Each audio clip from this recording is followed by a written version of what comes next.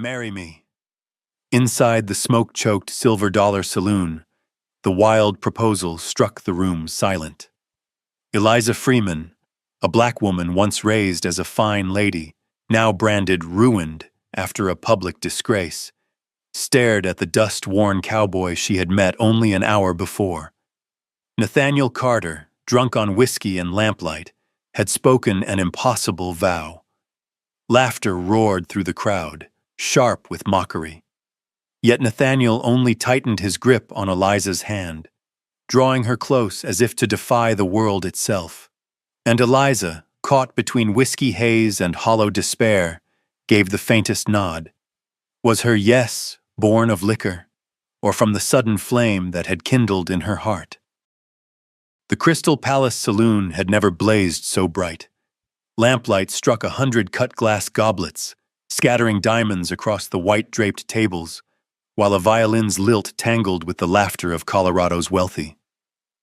Outside, September air carried a bite of cold, but inside, whiskey, smoke, and ambition turned the hall into a stifling furnace of power. In a side room behind the stage, Eliza Freeman stood before a tall mirror, her dark eyes staring back at a young woman of 22 who carried the weight of a family's fortune on her narrow shoulders. Her hand trembled as she adjusted the folds of her emerald satin gown, each pleat resisting the frantic rise of her chest. Her thick hair was swept high, bearing the fragile line of her throat, where a diamond pendant glimmered with cold fire.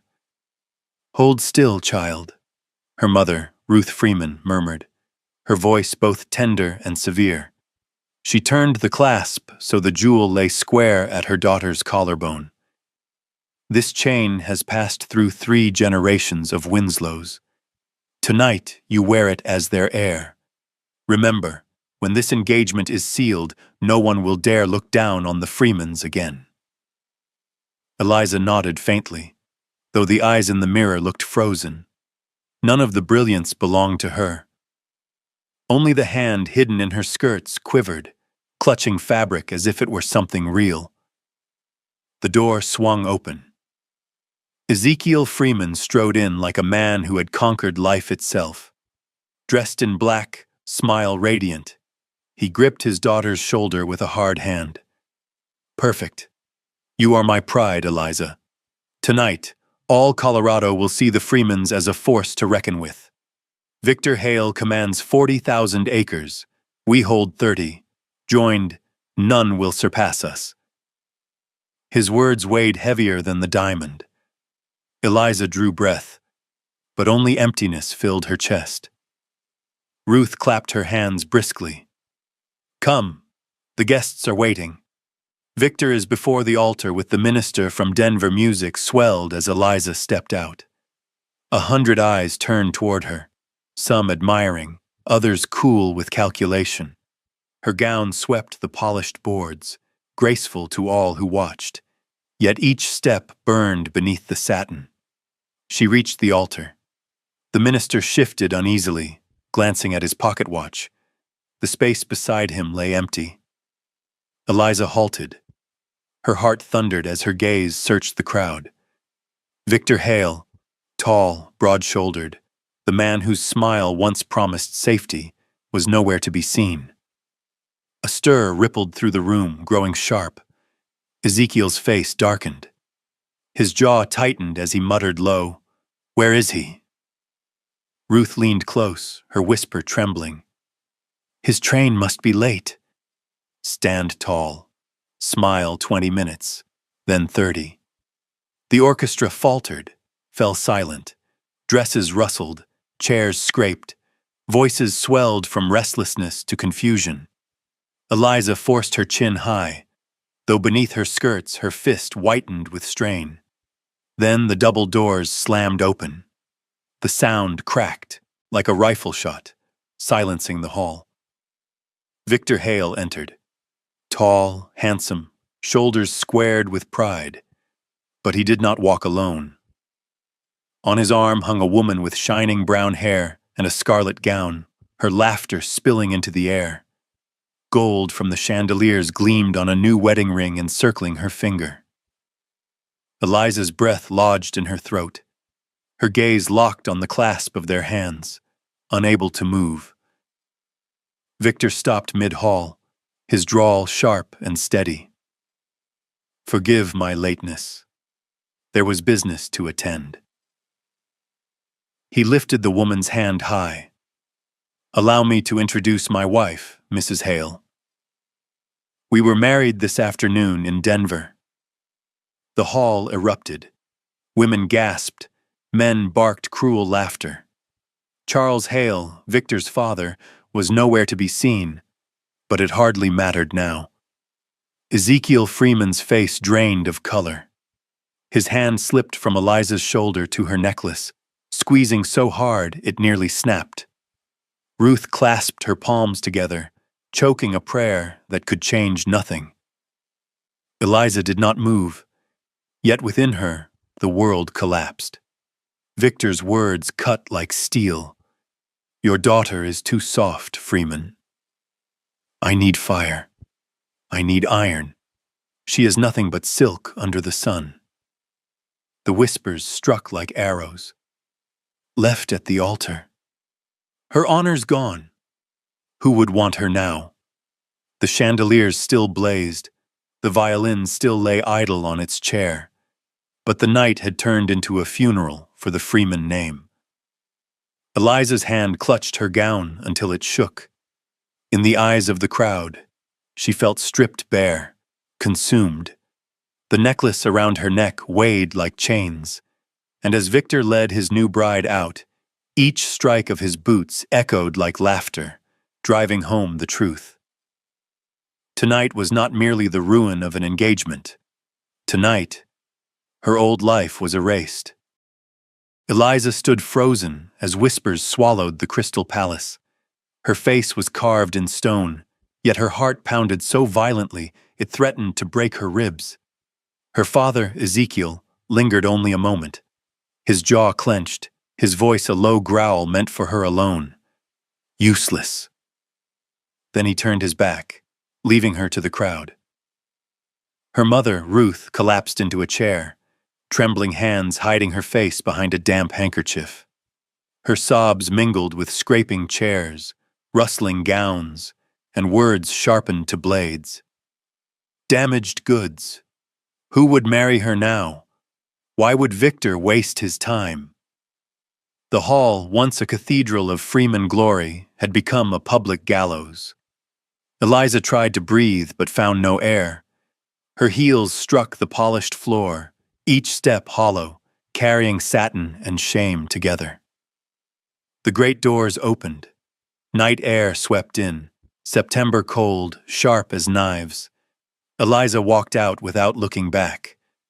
Behind her, the crystal palace still blazed with light, still rang with laughter, but for her it had become a grave. The streets of Cedar Ridge lay deserted. Wind cut through shutter cracks, carrying dust and forge smoke.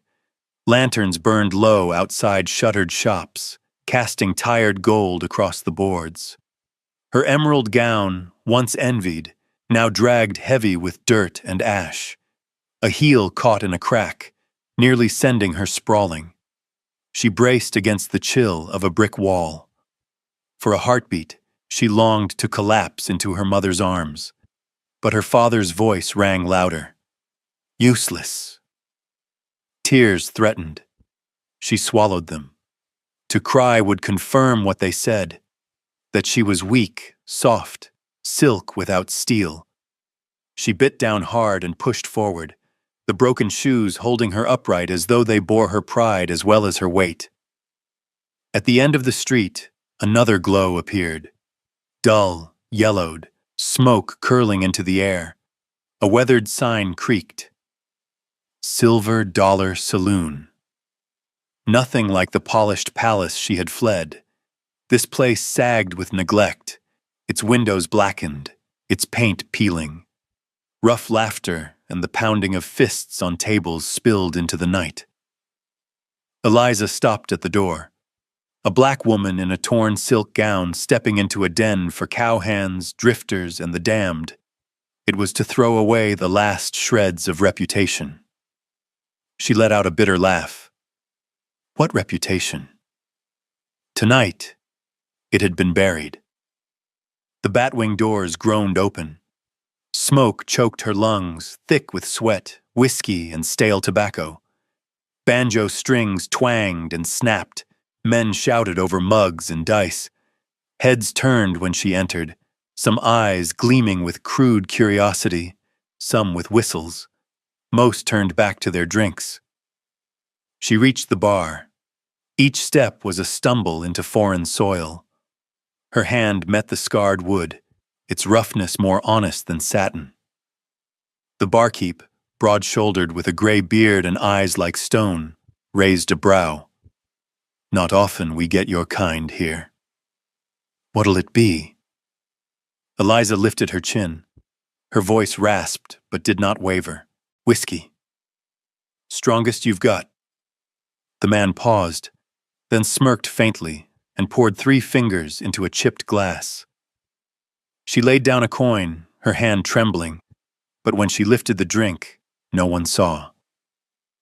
Fire tore through her throat, burning clean. Painful, but true, not like Victor's promises. Another, she said, firmer now. A laugh came from the shadows. Careful, princess. That ain't lemonade. Eliza turned. In the dim corner sat a man apart, chair tilted back, brim shading half his face. When he looked up, the lamplight caught his eyes, deep brown, steady, glowing like coals banked for the night. Not hungry, not mocking, simply seeing. A gaze that stripped her hollow mask and quietly acknowledged the ruin beneath. She held that gaze longer than she meant to. Her pulse kicked hard. She turned back, drained the glass. Bitter heat seared her tongue, but warmth pooled inside. She had wanted to punish herself, to feel collapse in her very bones. Yet that gaze told her she was not invisible. The man leaned back, faint smile ghosting his lips. No leers, no whistles, just watching. And for the first time since the palace, the weight on her shoulders eased a fraction. His name was Nathaniel Carter. But that night, Eliza knew only this. Across the smoke and clamor, one pair of eyes refused to leave her. And in them, something rare, not pity, not lust, but quiet attention, as if he had been waiting all along. Eliza set down the glass, her hand trembling again. Breath caught in her chest, not from whiskey, but from something else, something stirring inside the frost left by the palace. Her night of wandering, meant to end in drink and tears, had shifted onto a path she could not have foreseen. Music in the Silver Dollar Saloon dwindled as tired players set their instruments aside. Only dice clattered on the tables and drunken laughter echoed. Eliza sat at the bar, shoulders straight, chin lifted as she had been taught, while Nathaniel Carter, the cowboy in the shadowed corner, missed nothing. He saw her hand tremble as she lifted the glass. He saw how she pinched the hem of her skirt beneath her knee to keep herself from falling apart. Eliza took another long pull. Her throat burned. Then she set the glass down. She turned to him, voice hoarse. "What are you looking at?" Nathaniel did not answer at once. He sat up slowly, raised his whiskey, but only sipped. His brown eyes caught the lamplight like a low flame. "Watching someone trying to prove to the world she hasn't shattered," he said, his tone low, part challenge, part understanding. Eliza gave a bitter laugh. "The world? The world is just a room full of people tonight. A room where I was auctioned off like goods. And when the goods don't pass, they toss them aside." She paused and inhaled sharply. Alcohol blurred the edges of her gaze, yet her words were clearer than ever. "My father, he says it's my fault. That I don't know how to keep a man. My mother cries. They don't need to hear Victor's betrayal. To them, there's one truth. I ruined everything. Nathaniel watched her for a long moment without speaking. He set his glass down and pushed the opposite chair back. "Sit," he said. "This shouldn't die in smoke." Eliza hesitated, then rose and crossed to him. Her silk skirt swept the worn boards. Her heels struck like a knock on the door to another start. Nathaniel drew the chair out for her, a rare courtesy in this place. When she settled, he leaned in, elbow on the table. "They're wrong." She frowned. "Wrong about what?" "You are not merchandise. I've seen 100 women break for less. But you sit here, straight-backed, head up. There's fire in you, Eliza Freeman. And there's steel, too, even if you don't see it." Her chest tightened. Compliments had come before, on looks, carriage, smile. But no one had ever spoken of fire and steel inside her. Something long thought dead throbbed. She turned her face away, watching the barkeep buff an old glass. "You don't know me. You only see a girl drunk and suffering." Nathaniel gave a soft smile and did not argue. "Maybe. But sometimes drunk truth is what sober thought dares not name." They sat in silence. Eliza rolled the glass in her hand. A bead of whiskey darkened the wood. Nathaniel watched every small motion, the tremor of her fingers, the way they sought the rim as if for purchase. Then he said, abruptly, "Marry me." The glass in Eliza's hand stilled, tracing a pale line across the table. She looked up, eyes wide, unsure if she'd heard right. "What did you say?" "Marry me," he repeated, his voice plain, as if naming a trade for a bottle, but his eyes were no jest. "Tonight," she laughed, sharp and incredulous. "You're mad." "I met you not an hour ago. I don't even know who you are. What else matters? I'm Nathaniel Carter, a man who works with these hands." He held up calloused fingers where lamplight showed pale scars.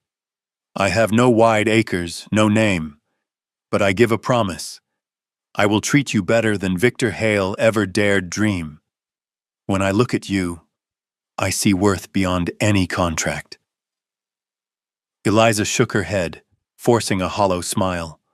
Warmth flushed her cheeks, yet the tremor didn't stop. "This is a farce. I was publicly jilted hours ago, and now a stranger proposes in a saloon. It's mad."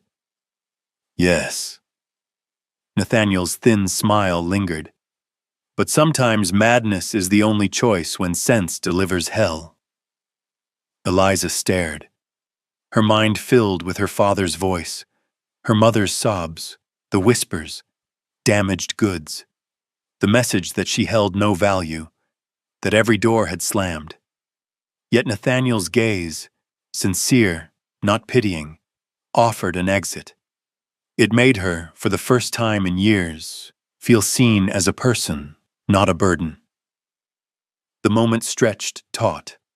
Eliza pressed her lips together, hand trembling as it dropped onto the table.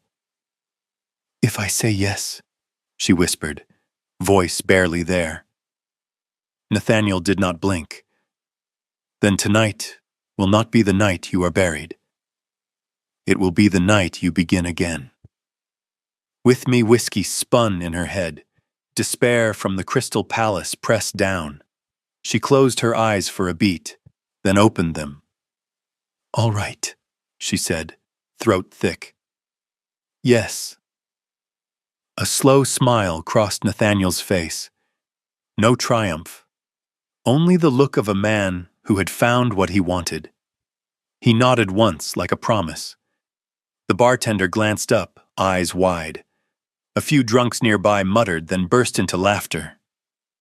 But Eliza heard none of it. In the smoke and roar, she heard only her heartbeat and the impossible whisper that she had just said yes to a stranger. Strangely, she did not collapse. Instead, she felt breath finally reach her lungs. For the first time that night, she truly breathed. The silver dollar had never seen such a sight. Smoke, spilled beer, and rowdy laughter filled the air as always. Yet in the middle of the chaos, an unlikely wedding was born. Hurried, strange, and almost too unreal to believe. "Anyone know where the preacher is?" Nathaniel called out, his voice cutting through the noise. Bartender Jake scratched his chin and shrugged. "At this hour, Reverend William's likely drunk at Murphy's boarding house. But $5 will fetch him." "Do it," Nathaniel said, laying down a crumpled stack of bills. Jake grinned, pocketed the money, and rushed out the door. Inside, the crowd of drunks, once only curious, began to cheer. A wedding, in the silver dollar. Whiskey. More whiskey. May the couple last longer than the glass on this table. Eliza sat still, her soft hands trembling against the rough wood. The room spun, half from liquor, half from the absurdity of it all. She had once dreamed of a grand wedding with lace and violins. Instead, smoke replaced flowers, drunken laughter replaced a choir. Then a calloused hand closed gently over hers. Nathaniel. His skin was rough, scarred, yet steady. That touch pulled her back from the whirl. In its coarseness lay something rare, certainty. "You can still change your mind," Nathaniel murmured, leaning close so only she heard. Eliza lifted her eyes. Her cheeks burned from drink, but it was his gaze that shook her. "If I change my mind," she whispered, "what do I return to? Parents who scorn me? A town that whispers? Here at least I have—" A beginning. Nathaniel nodded slightly. His eyes made no promise of wealth or glory, but they were true.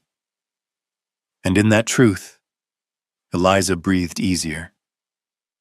Half an hour later, Jake stumbled back in, dragging Reverend William by the arm.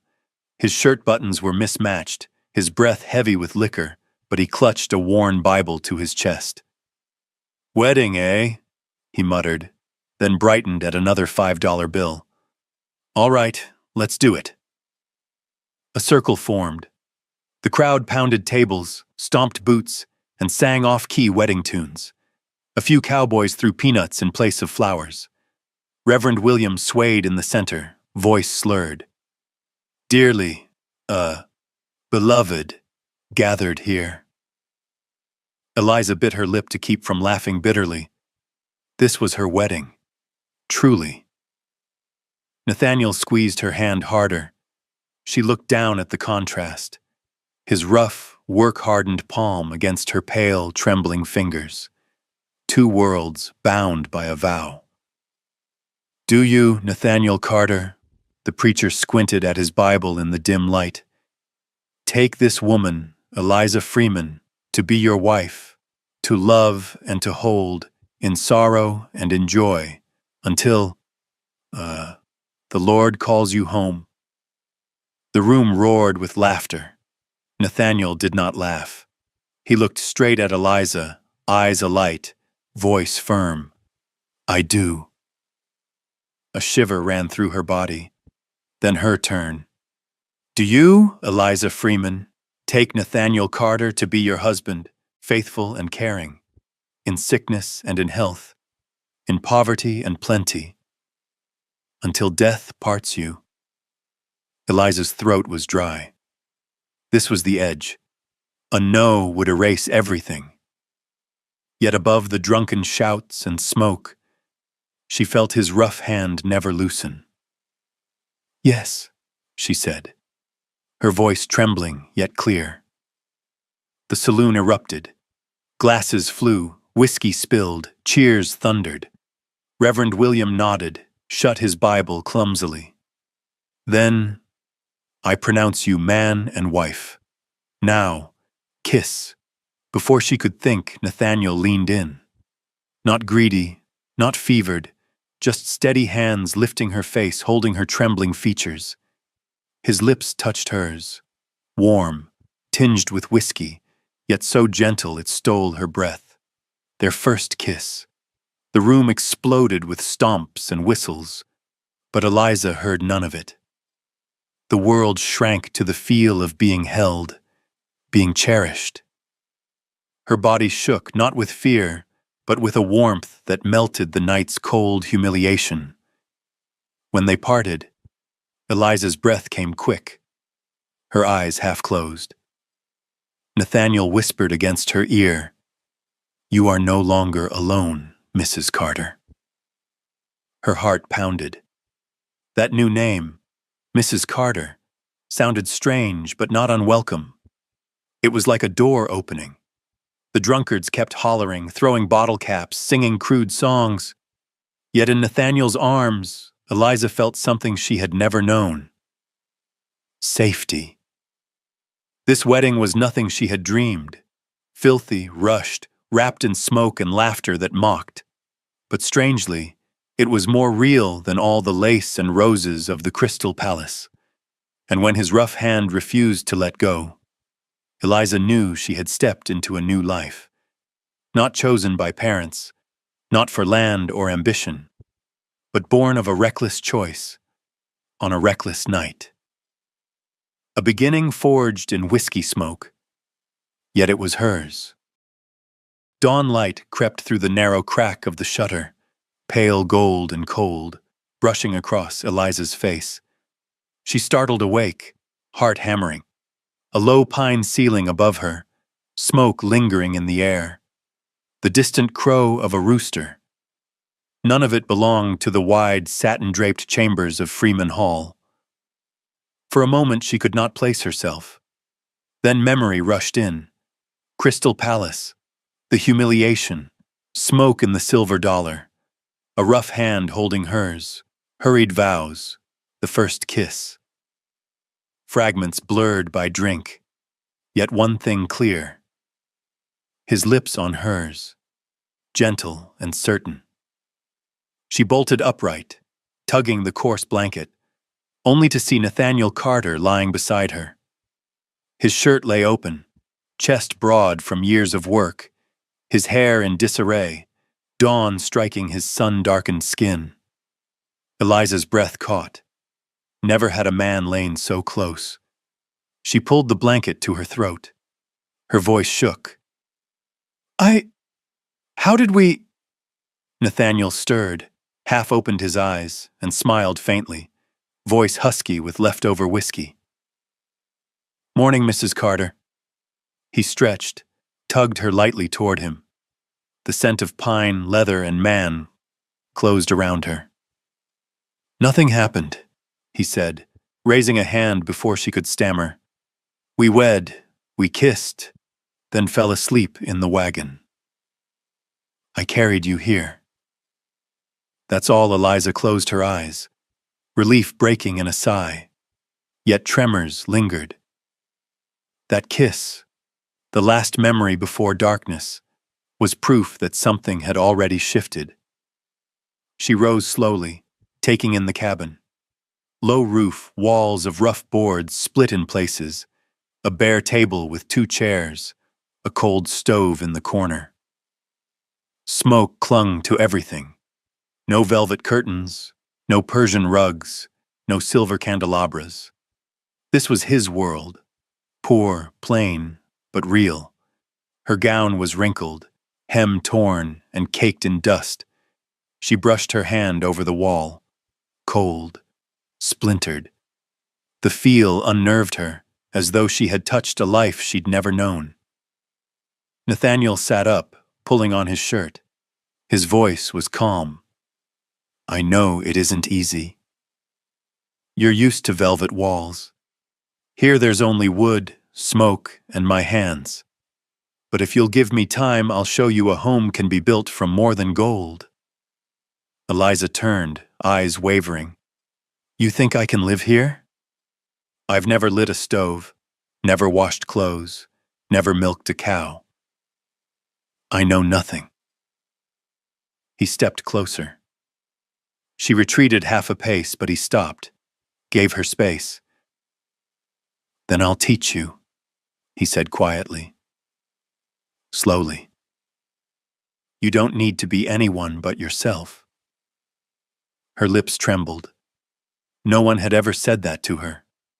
All her life she had been her father's pride, her mother's hope, the bargain Victor bought with land. Yet here, a stranger in a bare cabin told her she could be simply Eliza. A horse whinnied outside. Nathaniel opened the door, letting light spill in. "Come. I want you to see the rest of my life," she followed. The sight stopped her breath. Pasture veiled in mist, mountains dark in the distance, a handful of horses grazing, the faint bells of scattered cattle. Not the empire of Hale or Freeman, but land that breathed freedom. While she stood still, Nathaniel led out a horse. He offered the reins, eyes warm but steady. "Come, we'll ride to town for what we need," she faltered. Her gown tangled her steps, her slippers were thin. She had never mounted a horse alone. Nathaniel stepped behind her, one hand firm at her waist, the other guiding her arm. The sudden touch jolted her, heat coursed beneath her ribs. "Don't be afraid," he whispered, voice rough at her ear. "I've got you." Her breath snagged. She set her foot in the stirrup, body swaying. He held fast, eyes never leaving her. At last she found her seat in the saddle, heart racing, not from fear of falling, but from the safety his hand carried. Nathaniel swung up behind her, close, his arm reaching past to hold the reins. She sat stiff, but his back was solid, his breathing calm. The horse moved into the misted trail. Eliza glanced sideways. Nathaniel's eyes stayed forward, but his hand rested light at her waist. No force, only natural, as though it had belonged there always. Her chest tightened, not with shame or dread, but with a new stirring. The seed planted in that single kiss last night. The first sunlight cut through the haze, falling on the small cabin behind. Eliza knew she had left behind a glittering world empty of truth, and stepped into one poor and rough, yet one that could be hers. Beside her, Nathaniel, scarred hands, steady eyes, was the bridge between those two worlds. Eliza's first days in the cabin were marked by clumsy attempts that bordered on tragic. She tried cooking breakfast, but the cornbread blackened to cinders, smoke filling the air until her eyes watered. Nathaniel stepped in, one brow lifted in playful judgment. "Well now, I can't tell if that's breakfast or kindling." Her cheeks flamed, shame making her want to flee, but he only chuckled, gently clearing the mess before taking her hand to guide her through the motions of turning the batter. His calloused fingers folded over hers. Steady, sure. Later, when she tried milking the cow, the beast swatted her with its tail and kicked the bucket clean over. Eliza collapsed to the dirt, skirts streaked with mud, eyes brimming. Nathaniel came upon her then. Instead of scolding, he knelt, tied the rope firm, and showed her how to set her hand firm but gentle. Milk streamed into the pail, and Eliza let out a shaky laugh of relief. "See?" he teased. "She only needed a little trust." "Same as you." Her smile faltered. The words struck deeper than he knew. That evening the sky turned iron. Wind screamed through the cracks. Rain hammered the roof, as though to tear the hill apart. Eliza had never faced a storm like it. At Freeman Hall, stone walls had kept thunder at a distance. Here, every strike rattled her bones. Nathaniel heaped wood onto the fire. The blaze painted his face in harsh strokes of light and shadow. Eliza drew near, hands trembling on her knees. He noticed, tilted his head. "Frightened?" She nodded, unable to deny it. He pressed a wooden cup into her hands, strong liquor swirling. "Drink. It'll warm you." She hesitated, then tipped it back. The burn raced down her throat, heat pushing out the cold. She coughed, and Nathaniel's smile tugged soft at the edges. Not bad for a first try. The storm roared, but inside, silence grew thick. Their breaths seemed louder than the rain.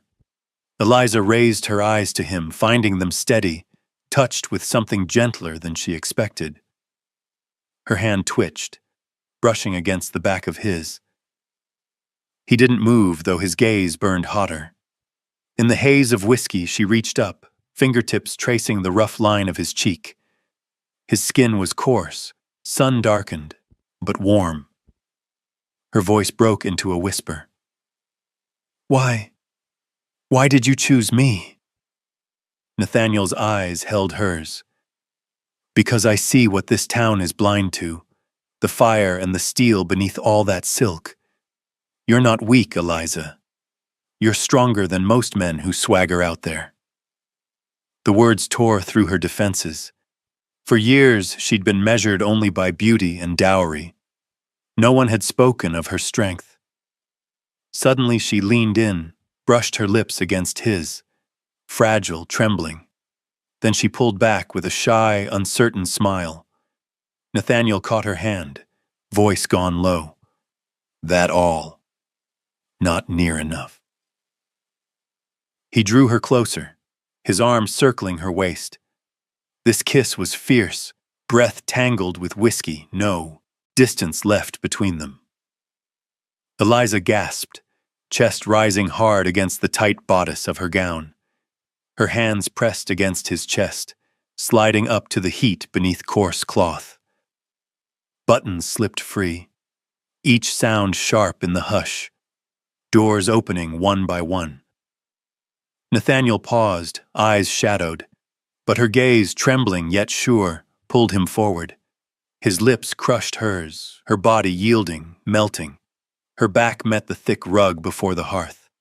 Firelight flared, throwing their shadows wild upon the walls. His rough hands traced her waist, her fragile curves, leaving heat and safety mingled on her skin. Smoke, liquor, and the raw scent of him wrapped around her until her head spun.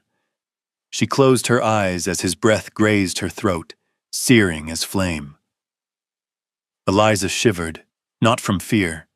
Her fingers tangled in his unruly hair, tugging him closer, desperate to fill the hollow inside her. He answered with equal urgency, holding her tighter, kissing deeper. Their breaths fused, sharp, salty, burning with hunger. Yet beneath the wildness was a tenderness strange and new, an unspoken vow that even if the world outside collapsed, this would remain. In the storm's fury, Eliza felt life blaze through her body for the first time, not for duty, not for family pride, but by her own choice. Nathaniel's embrace was no conquest, but a fire fierce enough to brand a promise without words. "I am here, no matter what comes." Outside, wind shrieked, rain battered the cabin as if to rip it apart. But within, only firelight remained, smoke, heat, flesh, and two hearts finding freedom in each other's arms. In the days after the storm, life in the little cabin found a rhythm. Awkward at first, yet slowly shaping itself into something Eliza could almost call familiar. Each morning, Nathaniel rose while mist still veiled the pasture, heading to the cattle shed. Eliza followed, stumbling in shoes soaked with dew, skirts tangling at her ankles. In Freeman Hall, she would have remained in bed until a maid brought her tea. Now she pushed herself onward. She wanted to learn. She wanted to prove she could. Her first try at milking left her trembling, coaxing out little more than a few drops. Bessie, the old cow, swished her tail in annoyance, even stomped hard enough to tip the pail. Eliza sagged to the dirt, hands filthy, eyes wet with frustration. Nathaniel appeared, crouched low. "Don't force it," he said gently. Firm, but kind. Like holding something precious that refuses to be tamed. His rough hands closed over hers, guiding her grip. Milk streamed steady into the bucket, the soft rhythm filling the morning stillness. Eliza laughed in relief, and when she lifted her gaze, his eyes caught hers. Her smile lingered in his reflection, and for an instant, the damp cold seemed warmed by something else. Her first meal was a disaster. Bread hard as stone, beans scorched beyond saving. Smoke curled from the pot, stinging her eyes. Nathaniel stepped in, brow raised. "Looks more like charcoal than supper," he teased. Eliza fanned the smoke with her skirts, bristling. "If you think you can do better, go on then." He chuckled, set his hat aside, and took the pan from the flames. "Everyone burns the first pot. Next time, I'll show you how to keep the fire steady." The hearthlight danced across his face as he moved close, hand brushing her waist to keep her skirts from the sparks. The brief touch sent heat rushing to her cheeks. When he murmured, "I reckon I prefer seeing you here at the stove rather than in silk," Eliza nearly forgot to breathe. Moments like that, half accidental, half deliberate, wove a sweet tension through the small cabin. One afternoon, while she ground grain, Nathaniel stood behind her, steadying the stone with his hand over hers. His breath stirred her shoulder. Her pulse raced. She pretended to concentrate, though inside she was in turmoil. One evening, after chores were done, Nathaniel sat by the fire with a weathered leather book. Eliza stepped out of the small room, wrapped in the thin sweater he had given her. "What are you reading?" she asked softly. He looked up, lamplight catching in his eyes. "Shakespeare. Hamlet." He lifted the book, then smiled faintly. "My mother left it to me. She wanted me to remember a man may work with his hands, but his mind deserves its own nourishment." Eliza's breath caught. The image of him, calloused cowboy, bent over Shakespeare in a rough-hewn cabin, startled her. He was more than the simple rescuer she thought she knew. He was layered, complicated, sans mystery. She sat beside him. "You truly like reading?" He nodded, voice low and steady. "I like the way he writes of people. Never only one thing. Noble and weak, tender and cruel. Just like us." She fell silent. In his words, she saw another Nathaniel, deeper and harder to pin down, and she realized that each passing day, he was not only the man who saved her from disgrace, he was awakening a self she had never known. Long evenings drew them closer. By the fire, Eliza confessed how, as a girl, she had dreamed of being a teacher, lining up dolls as pupils. But her parents had dismissed it. A freeman daughter's duty was marriage, nothing else. Nathaniel listened, eyes fixed on her as though each word carried weight. When she finished, he said, "They can take land, name, even freedom. But dreams die only when you abandon them. And you—" His gaze softened. "You are not the kind to give up." She turned away, lips tugged upward despite herself. No one had ever believed in her like that. There were smaller moments, too. His hand over hers when he showed her how to cut cloth for a shirt. His fingers brushing her wrist until she shivered. Their eyes meeting in the kitchen. His gaze so steady she flushed, before he bent and kissed her quick on the lips. Not the fierce, burning kiss of the storm night, but light and sudden. Yet it left her trembling for hours. Day by day, Eliza found her footing. She learned how not to burn beans, how to mend a torn work shirt, how to laugh at mistakes and try again. And each time she faltered, Nathaniel was there, mocking gently, helping quietly, rough and tender in equal measure. Slowly, she stopped seeing the cabin as a prison. It began to feel like a home. In that home, every glance, every touch, every whispered word wove into a fabric stronger than silk or steel. It was the beginning of a life Eliza had never dared to dream, yet now longed to hold on to with all she had. One autumn afternoon, while Nathaniel rode out to check the western fence, Eliza remained in the cabin tidying. She gathered blankets, dusted shelves, and by chance brushed against the old Bible resting on the corner of the table. The book toppled, its worn cover striking the floor, and the board beneath shifted slightly. Curiosity prickled. She knelt, slid her fingers under the plank, and lifted. It gave more easily than she expected. Beneath, not dust, but a thick roll of bills bound with twine. Eliza froze. The sight made her vision swim. No common cowhand could possess such a sum. Her heart pounded as she pulled the bundle free. Crisp notes, straight and new, not the earnings of poverty. A chill raced her spine. One thought pulsed in her mind. Smuggling? Theft? Murder? When Nathaniel returned, sweat streaking his shirt after a day's work, he stepped through the door and stopped short. Eliza sat at the table, the roll of money laid bare before her. Her eyes were dark, stripped of the softness he had come to know. "Nathaniel, what is this?" He halted in the doorway, shadow stretching across the floor.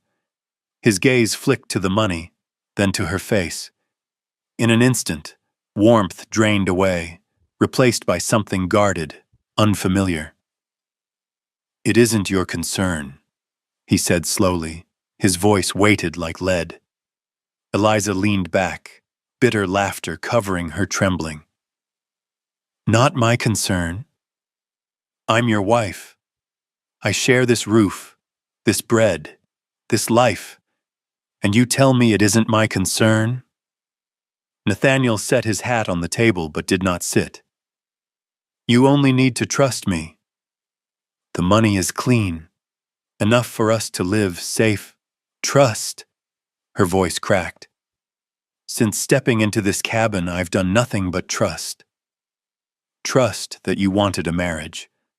Trust that you saw me as more than ruined goods. And now this hidden stash. Who are you, Nathaniel? A gun runner? A bootlegger? Or worse?" His face hardened, jaw clenched.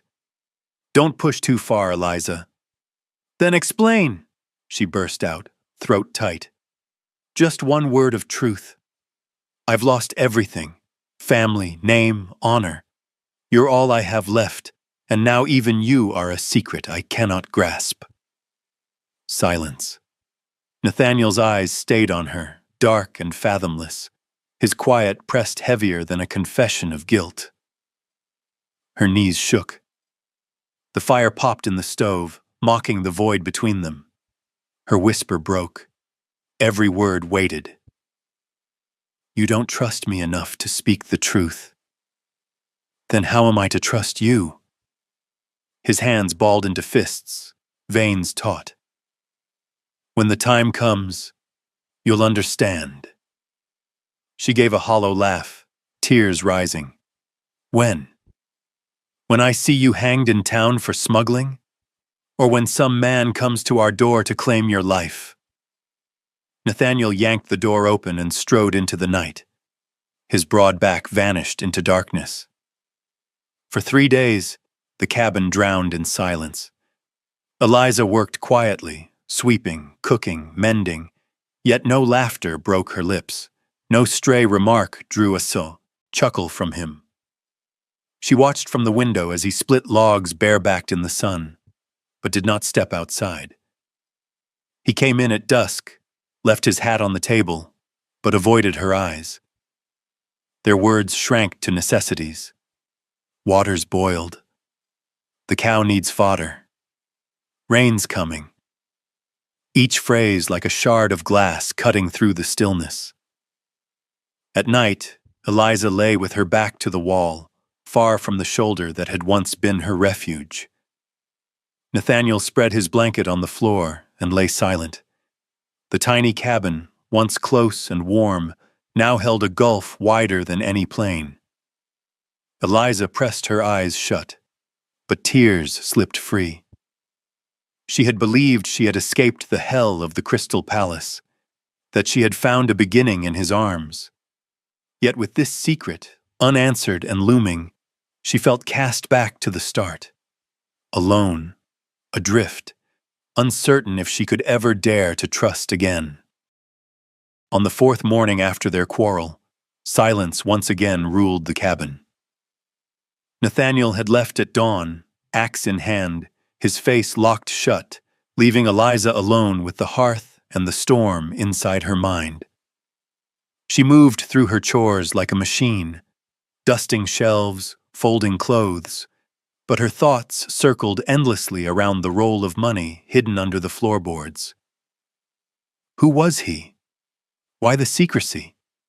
As she lifted a stack of old books near the stove, the Bible that had once belonged to his mother slipped and hit the ground. A brittle sheet of yellowed paper slid free, fluttering to rest at her feet. She stooped to replace it, but the bold headline froze her in place.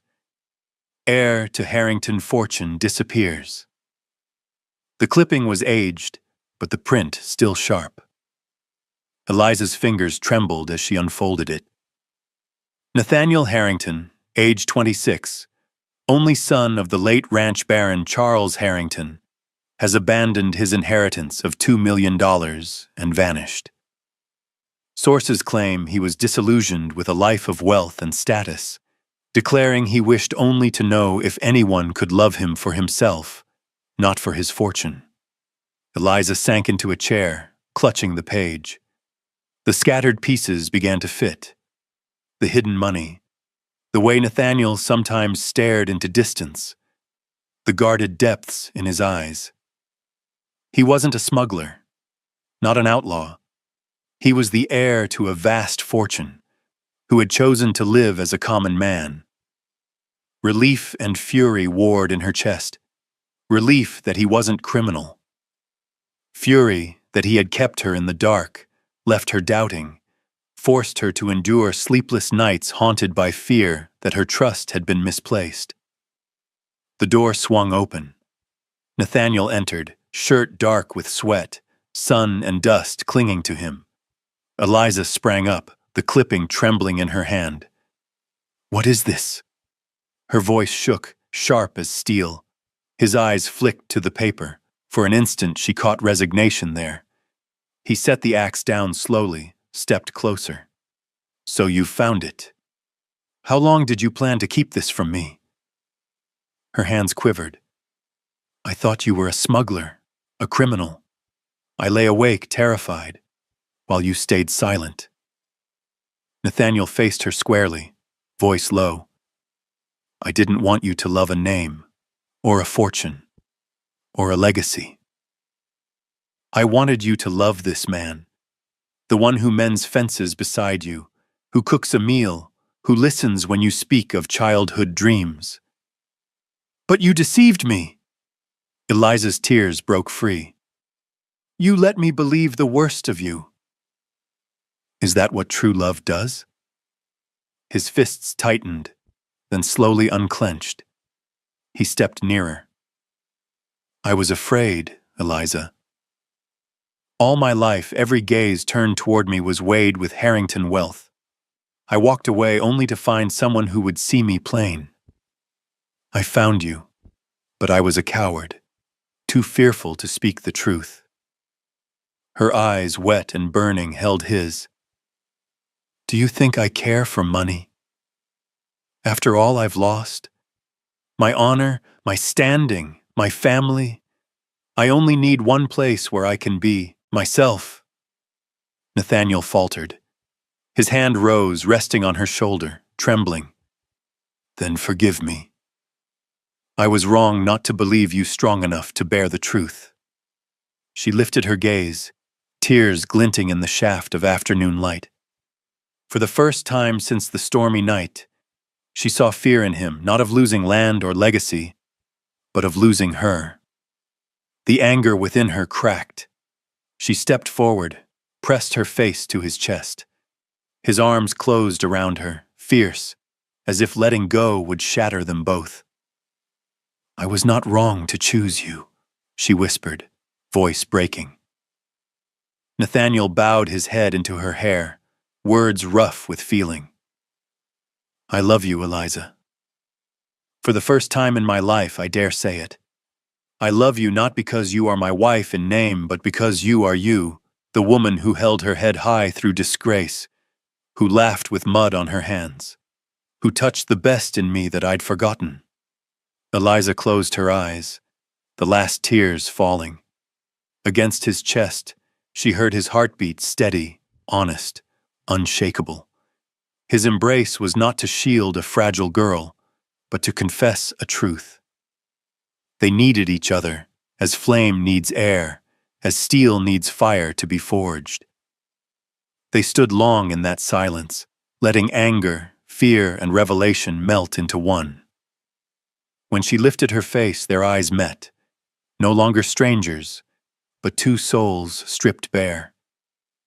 Nathaniel bent, kissed her lips, not with whiskey, not with wrath, but with tender desperation. Eliza answered, for the first time without hesitation. And in that kiss, they knew. Secrets may be laid bare, but love once true could never be hidden. The great iron gates of Harrington Estate creaked open, carriage wheels crunching over white gravel that wound toward the towering stone mansion. Ivy clung to its walls, roses bloomed in neat rows, and the fading light of afternoon struck tall windows like mirrors of fire. Nathaniel, no longer the nameless cowboy in dusty boots, offered his hand to Eliza as she stepped down. Her fingers trembled, but his gaze was steady. "From this day, this is our home." Word of the heir's return had spread across the territory, and a grand reception was arranged in his honor. Eliza wore a gown of deep blue silk, simple yet striking, far removed from the gaudy frills of the Crystal Palace. When she looked into the mirror, she did not see a forsaken bride, but a woman who had chosen her husband by her own will. The hall glittered with hundreds of crystal chandeliers. Violins sang sharp and sweet.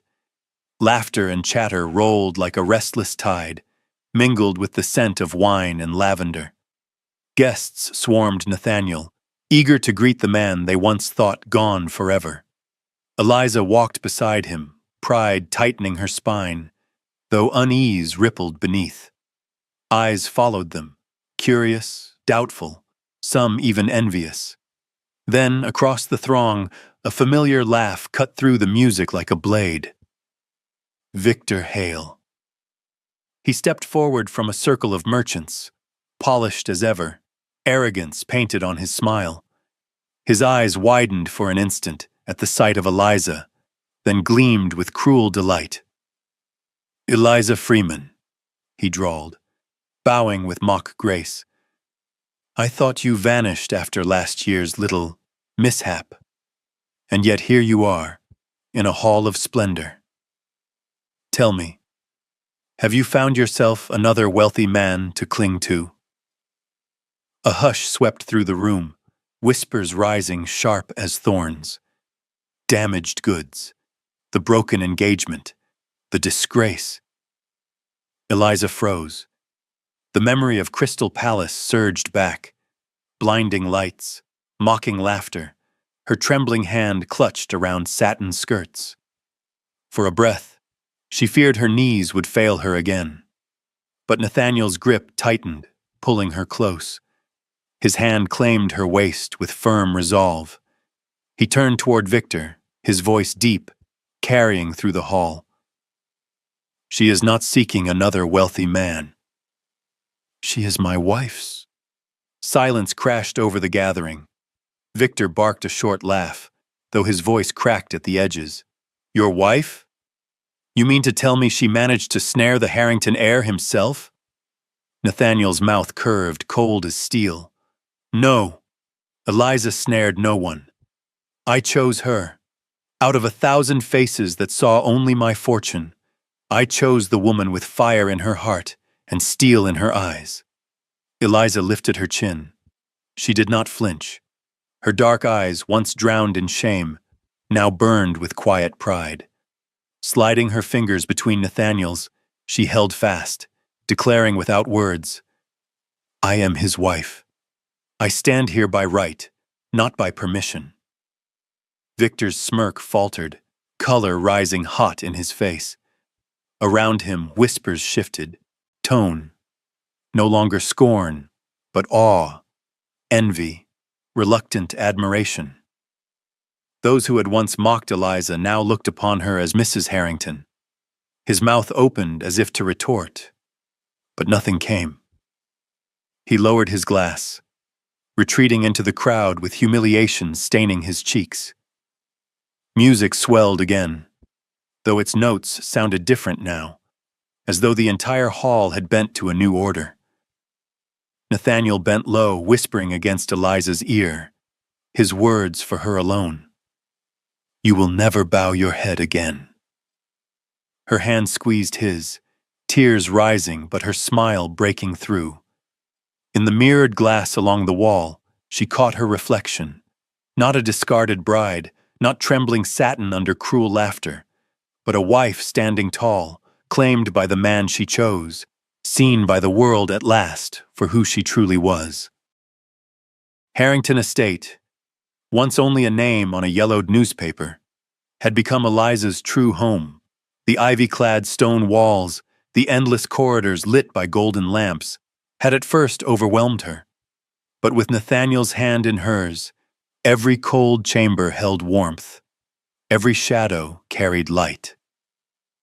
Nathaniel had returned not simply to reclaim the Harrington honor, but to shape something larger, a legacy for both of them, a place that could belong to generations yet to come.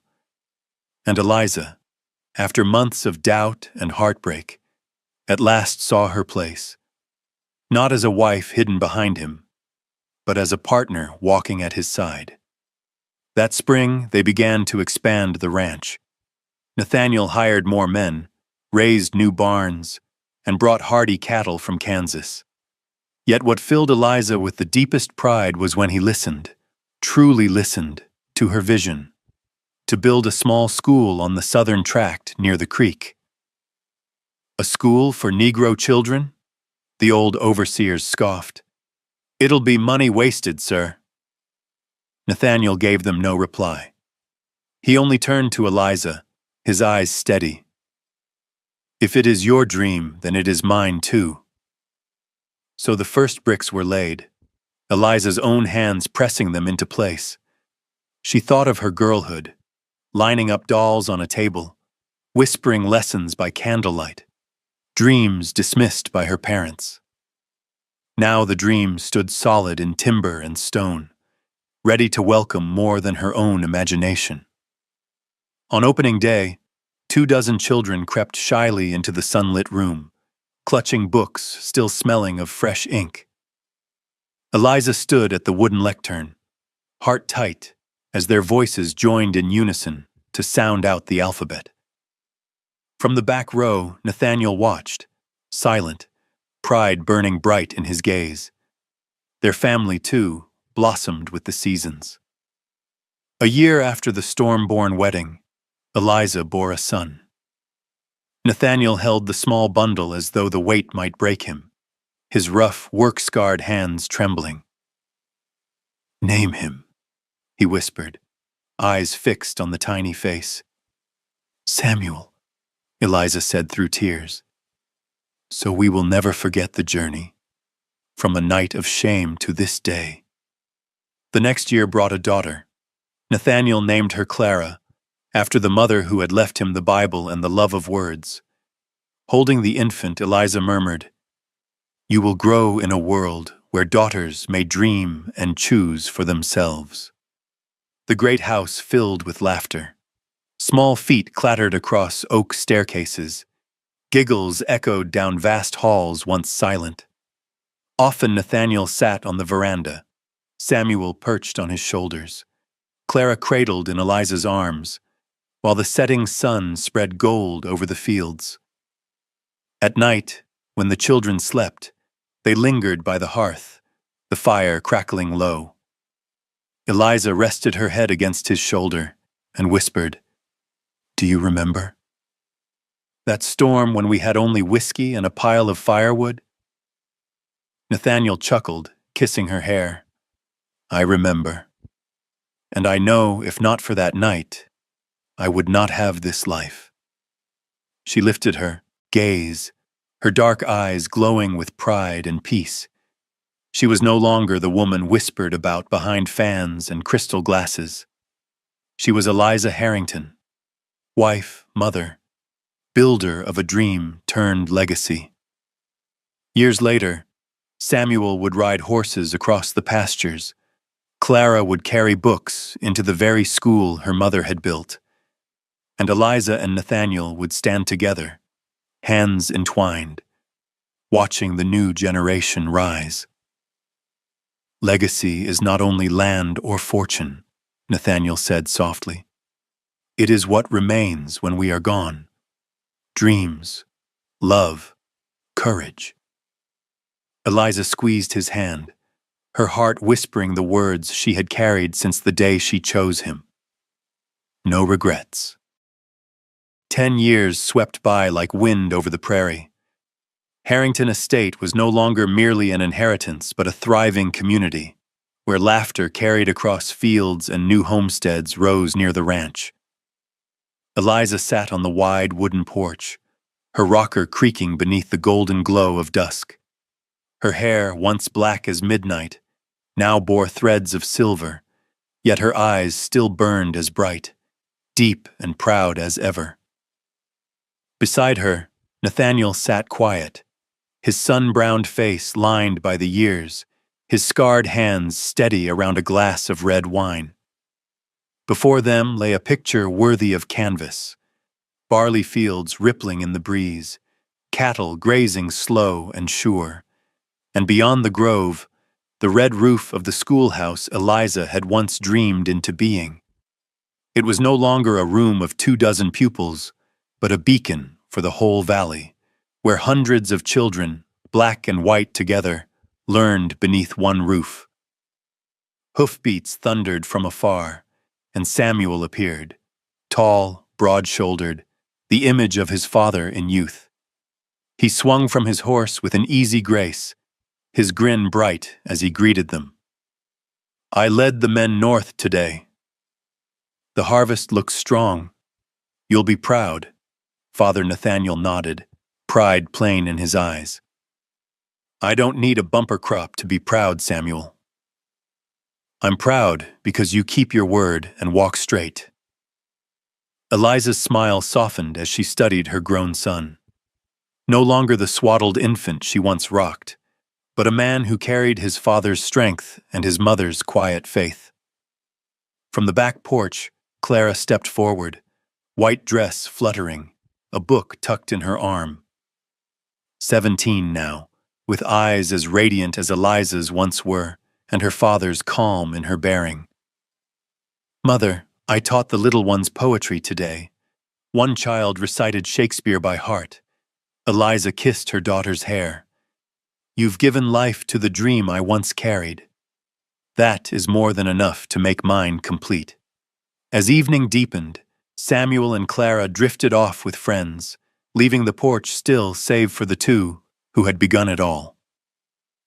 Eliza leaned her head to Nathaniel's shoulder, listening to his heartbeat, steady as the earth. He spoke slowly, with a trace of humor. "Do you remember that reckless night at the Silver Dollar? I proposed to a trembling girl whose hand shook even as she held her drink." Eliza laughed, the sound mingling with the prairie breeze. "And I said yes out of whiskey and despair." Nathaniel turned, eyes alight though streaked with gray. "No, you said yes because your heart was ready, waiting for someone brave enough to reach for it. I only did as promised, oblige when you needed a husband." Eliza bit her lip, eyes glistening. Had you not offered your hand that night, I might have been lost forever in the shadows of Crystal Palace. He gripped her fingers firmly, rough palm closing over her softness. And had you not spoken that word, I would never have known what true love was. Silence stretched, filled only by crickets and the whisper of wind in the fields. Eliza lifted her gaze toward the sky, where a young moon hung pale. "We've traveled far, Nathaniel," she murmured. "From the storm in the cabin, to the day our son first rode a horse, to the schoolyard filled with children's laughter. I need nothing more." Nathaniel kissed her brow, lingering and warm. "I hope for one thing more, that you'll always sit here with me, until our eyes grow dim and our hands grow frail, yet still we hold each other fast."